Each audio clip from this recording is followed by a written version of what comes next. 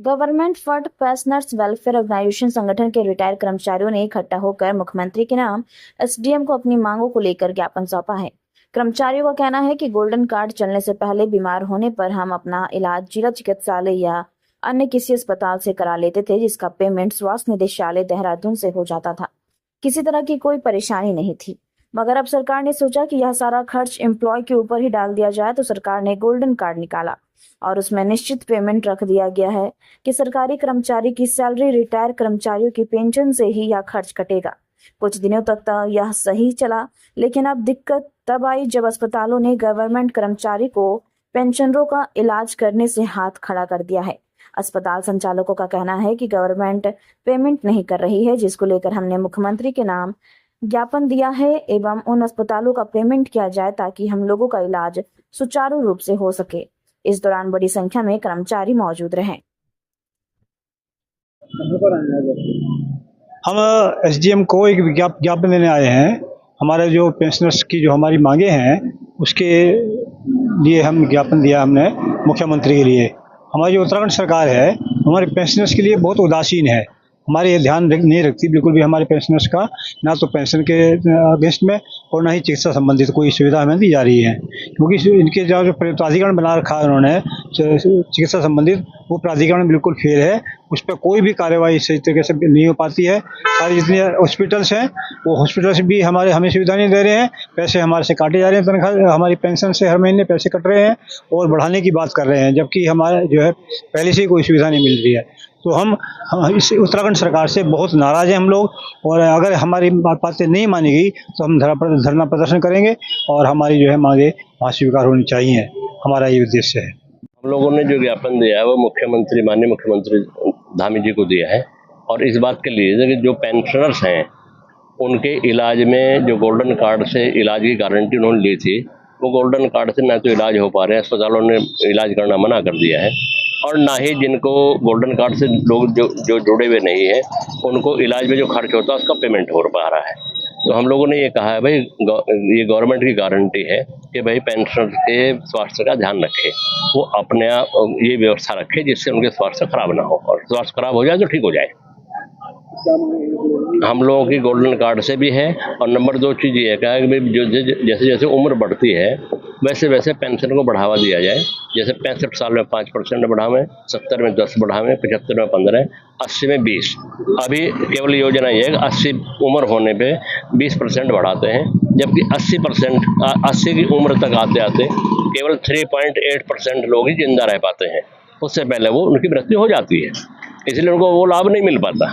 तो हम ये चाहते हैं कि जो बढ़ोतरी है, जैसे बीमारियां उम्र के साथ बढ़ती हैं, तो पेंशन भी उसी के अनुरूप बढ़ जानी चाहिए।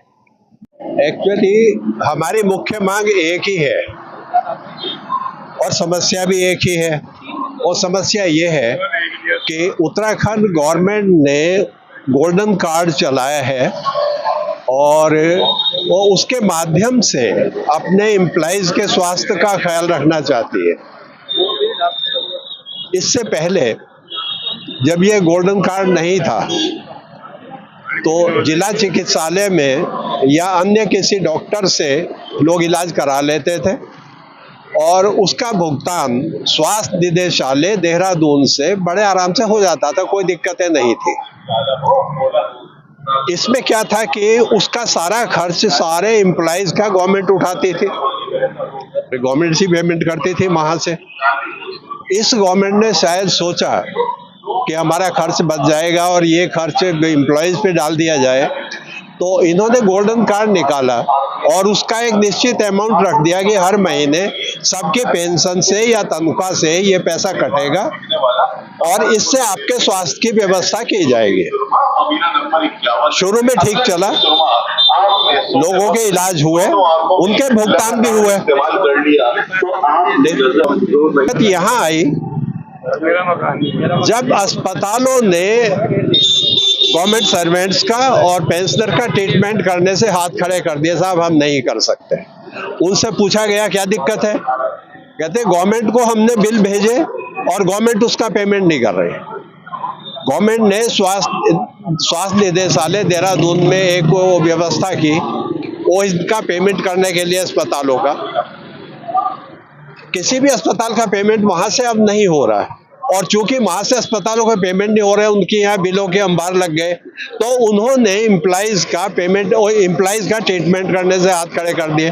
बोले साहब हम ट्रीटमेंट नहीं कर सकते, हमारे पहले पेमेंट पड़े हैं। सिर्फ ये एक समस्या है, और इसी के लिए हमने ज्ञापन दिया है कि या तो उन अस्पतालों का पेमेंट करें और हम लोगों का सुचारू रूप से इलाज होने लगे, अन्यथा जैसे पहले था वैसे ही चलने दिया जाए। लोग सिविल अस्पताल में ट्रीटमेंट कराएं, सिविल अस्पताल के जो इंचार्ज होता था वो बिल वेरीफाई कर देता था, और देहरादून स्वास्थ्य निदेशालय से उसका भुगतान हो जाता था, इसमें कहीं कोई दिक्कत नहीं थी। और अंडर रूल पहले से, जब से एम्प्लॉइज हैं और गवर्नमेंट है, तब से ये चला आ रहा है कि सारे एम्प्लॉइज और पेंशनर उनके स्वास्थ्य का ख्याल गवर्नमेंट रखती थी बिना किसी पैसे के कटौती की। यूपी में आज भी यही हो रहा है, और यहाँ हमसे कटौती की जा रही है हर महीने, उसके बावजूद किसी का भी कोई ट्रीटमेंट नहीं हो रहा है। अस्पताल इसलिए नहीं कर रहे कि अस्पतालों का पेमेंट गवर्नमेंट साइड पे रुका हुआ है। सिर्फ ये समस्या, और इसी के लिए ज्ञापन दिया गया है। एसडीएम के माध्यम से ये मुख्यमंत्री को जाएगा। है जी?